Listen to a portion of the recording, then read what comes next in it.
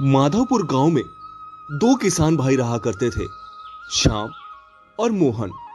जब संपत्ति का बंटवारा हुआ था दोनों भाइयों में, तब दोनों के पास संपत्ति एक समान थी और मोहन अपनी चालाकी से सबको लूटकर बहुत ज्यादा अमीर बन गया था। मोहन भैया, हमको 5,000 रुपए की सख्त जरूरत है। आपको मैं जल्दी लौटा दूंगा। मेरी बेटी बहुत बीमार है, इलाज ना हुआ तो मर जाएगी। हाँ हाँ, तो ले जा पैसे, तेरे लिए कभी मना किया है? पर अपनी जमीन तुझे मेरे नाम करनी होगी, तभी पैसे मिलेंगे। पर मोहन बाबू, पर वर का कोई सवाल नहीं है रामू। जमीन देने की जुबान देगा तो पैसा दूंगा। ठीक है मोहन भाई, मैं जबान देता हूँ। मेरी गांव के पास वाली जमीन तुम्हारी, जब तक मैं तुमको ये 5,000 वापस ना कर दूं। अब मुझे जल्दी से पैसे दे दीजिए। इस तरह मोहन गांव के लोगों को बहला फुसलाकर उनकी जमीन अपने नाम कर उनसे ही उनकी जमीन में काम करवा के ढेर सारे पैसे कमाता था। वहीं दूसरी तरफ श्याम बहुत ही सज्जन व्यक्ति था। श्याम के पास मोहन जितने पैसे तो नहीं थे, पर जैसे तैसे वो अपने बेटे को डॉक्टरी की पढ़ाई पढ़ा रहा था। श्याम के बेटे राजू की पढ़ाई भी पूरी हो गई थी, बस सरकारी नौकरी का रिजल्ट आना रह गया था।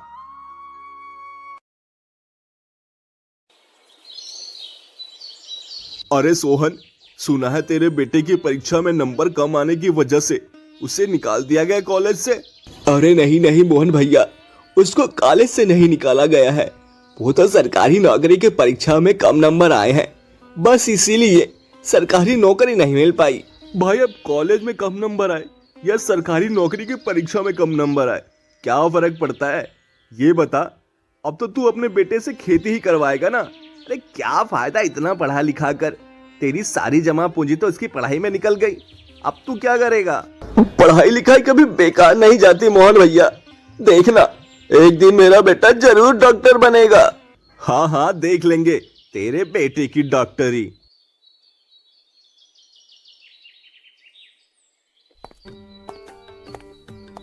एक दिन श्याम अपने खेत में काम कर रहा था, तभी उसे गांव का एक आदमी आकर बताता है, श्याम भैया, ओ श्याम भैया, अरे भाभी बेहोश हो गई है। अरे भाई जल्दी जाओ, नहीं तो लेने के देने पड़ जाएंगे।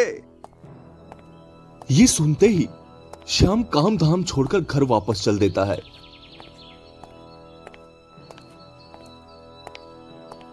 जब घर आया तो पता चला कि उसकी पत्नी अब ठीक है।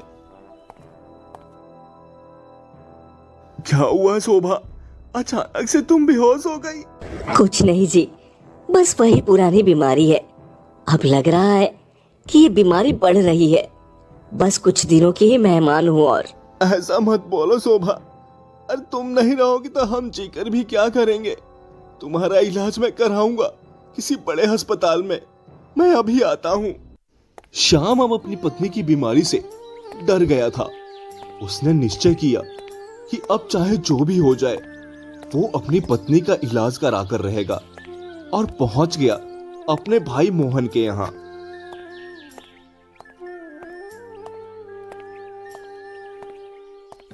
श्याम, तू मेरे घर क्या जरूरत आन पड़ी जो तू अपने आप को मेरे घर आने से रोक नहीं पाया? मोहन भैया, मुझे कुछ पैसों की जरूरत है। आप तो जानते हैं कि मेरी सारी कमाई बेटे की पढ़ाई में चली गई है। शोभा को इलाज की बहुत जरूरत है मोहन भैया। आज वो बेहोश हो गई थी, उसका इलाज ना हुआ तो वो ज्यादा दिन नहीं जी पाएगी। हाँ हाँ, तो कराना इलाज, ले जा हॉस्पिटल उसे। वो तो आपकी बात ठीक है मोहन भैया, पर मुझे करीब 2 लाख रुपए की जरूरत है। मैं 1 साल में आपको वापस कर दूंगा। 2 लाख? ये तो बहुत बड़ी रकम है श्याम, इतना पैसा मैं किसी को नहीं देता। पर तू अपना भाई है तो दे सकता हूँ, पर मेरी एक शर्त है। शर्त? कैसी शर्त मोहन भैया? शर्त ये है कि तुझे अपनी जमीन मेरे नाम करनी पड़ेगी। अगर जुबान देता है तो बता। भाई होकर भाई से ऐसी शर्त? श्याम, अगर देना है तो जुबान दे, वरना दरवाजा उस तरफ है, निकल जा। ऐसा ना बोलो मोहन भैया। ठीक है, ले लो जमीन मेरी, पर पैसे दे दो मुझे। अपनी पत्नी का इलाज कराना है मुझे कैसे भी। ठीक है, तू ले जा शोभा को अस्पताल, मैं पैसे वहीं लाकर जमा कर दूंगा। ठीक है मोहन भैया, चलता हूं। मोहन पैसों की लालच में इतना गुम हो गया था कि उसने अपने भाई तक को नहीं छोड़ा। उसने अपने भाई की जमीन भी अपने नाम कर ली। मोहन ने श्याम से जमीन के सारे कागजात ले लिए। मोहन भैया, मेरी एक जमीन तो छोड़ दो जिसमें मैं खेती करके अपना जीवन बिता सकूं। देख श्याम, अब तेरी सारी जमीन तो मेरी हो गई है, पर तुझे अपनी एक जमीन दे सकता हूं। अगर तू उसमें खेती कर सकता हो तो कर लेना। मैं पश्चिम दिशा वाला खेत तुझे देता हूं। पश्चिम दिशा वाला खेत? पर उसमें तो मोहन भैया। देख, तुझे वो जमीन लेनी है तो ले, नहीं तो वो भी नहीं दूंगा। मोहन ने श्याम को भी चूना लगा दिया था। अब श्याम को यह समझ में नहीं आ रहा था कि वो क्या करे। आखिर मोहन ने जो जमीन श्याम को दी थी, उसे श्याम को क्या एतराज था? क्यों आनाकानी कर रहा था श्याम उस जमीन के लिए? इसी बीच श्याम का बेटा राजू भी गांव आ पहुंचा था।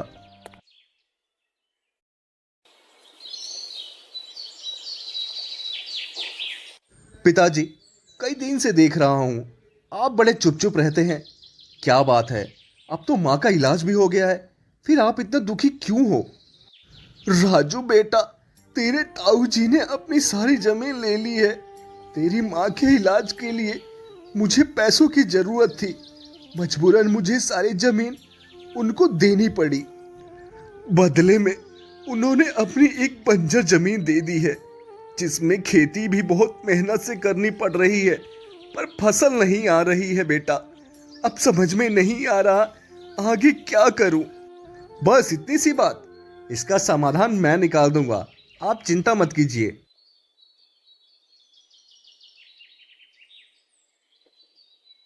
अगले दिन राजू गांव वालों से बात कर रहा था। आप सबको पता है, ताऊ जी ने हम पर बहुत बड़ा उपकार किया है अपनी वो बंजर वाली जमीन देकर। वो जमीन दरअसल बंजर नहीं है, उसमें तो सोने के मटके रखे हैं जो करोड़ों की संपत्ति है। अब भैया, मैं आज वो सारा धन निकाल कर अपने घर ले आऊंगा और आप सबको भी कुछ ना कुछ हिस्सा दे दूंगा। आप सब भी मेरे सपोर्ट में रहिएगा। इतना बोलकर राजू वहां से चला जाता है। राजू को पता था कि जो बात उसने गांव वालों को बोली है, वो बात आग की तरफ फैल जाएगी, और सच में यही हुआ। ये बात गांव में आग की तरफ फैल गई। अब ये बात मोहन को पता चला तो मोहन श्याम के पास आता है। श्याम, मेरे भाई, तू मेरी जमीन मुझे वापस कर दे, मैं तुझे दूसरी जमीन दे दूंगा बदले में। नहीं नहीं मोहन भैया, मैं तो इसी जमीन से खुश हूं, मैं इसी में खेती करूंगा। आप मेरे पास यही जमीन रहने दीजिए। जिद नहीं करते श्याम, ला मुझे जमीन के कागजात दे दे, मैं तुझे दूसरी जमीन और उससे ज्यादा तेरे नाम कर दूंगा। अरे ताऊ जी, वो जमीन तो आपको नहीं मिलेगी, क्योंकि अब हम वहां खेती करेंगे। देखो, तुम लोगों को जो चाहिए ले लो, पर वो जमीन मुझे दे दो। जो चाहिए ले ले, ठीक है, फिर आप हमें हमारी जमीन के सारे कागजात वापस कर दीजिए और ऊपर से 5 लाख और दे दीजिए, तब ये जमीन आपको मिलेगी। ठीक है, मैं 5 लाख रुपए और तुम्हारे जमीन के कागजात तुमको वापस कर दूंगा। कल आकर मुझसे ले जाना।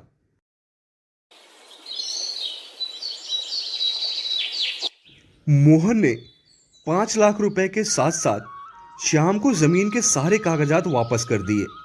श्याम ने भी मोहन के बंजर जमीन के कागजात मोहन को वापस दे दिए। इसके बाद मोहन ने अपने बंजर खेत की पूरी खुदाई कर दी, पर उसे सोने के भरे मटके कहीं भी नहीं मिले। वो श्याम के पास आया।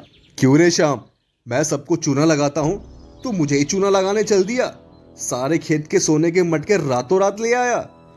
चल जल्दी से सारे मटके वापस कर, वो मेरी खेत के सोने के मटके हैं। सोने के मटके? कौन से सोने के मटके मोहन भैया? वही सोने के मटके जिनके बारे में तेरा बेटा गांव में सबको बता रहा था। ताऊ जी, वो एक अफवाह थी बस, जिसे सुनकर आप लालच में आ गए और हमारी जमीन वापस कर दिए। वहां कोई सोना वोना नहीं था, समझे? मुझे बेवकूफ बनाया तुम बाप बेटों ने। देख लूंगा तुम दोनों बाप बेटों को। इस तरह श्याम के बुद्धिमान और चालाक बेटे ने मोहन को खूब सबक सिखाया।